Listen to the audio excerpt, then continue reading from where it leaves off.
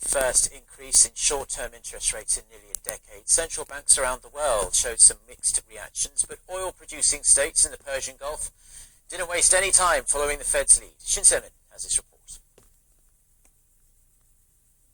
The U.S. Federal Reserve's decision caused investors and the markets to move, with other central banks opting to increase their own borrowing costs or hold them steady, starting with the Gulf nations. The region's top oil producer, Saudi Arabia, took action, with its central bank increasing the key reserve repurchase rate by a quarter point, 2.5%, matching the move by the Fed. Kuwait, the United Arab Emirates, and Bahrain all raised the rates by 0.25 percentage point.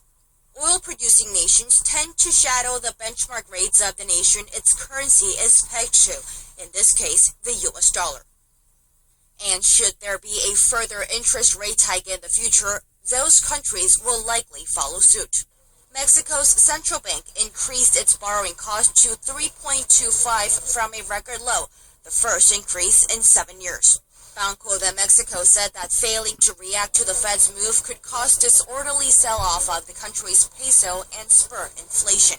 Hong Kong's currency is also pegged to the dollar and lifted its base rate by 25 basis points to stand at 0.75% Thursday.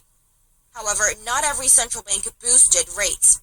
Elsewhere in Asia, Taiwan's central bank cut its rate to 1.625%, while Indonesia and the Philippines kept their rates steady.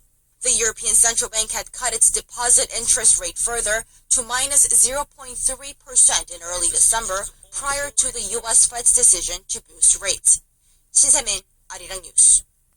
Say they have received threats similar to the ones received by the Los Angeles and New York school districts earlier this week, but it did not prompt them to cancel classes.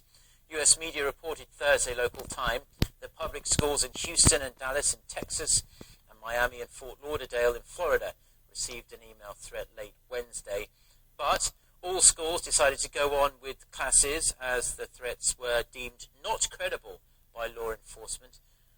No details about the email have been disclosed.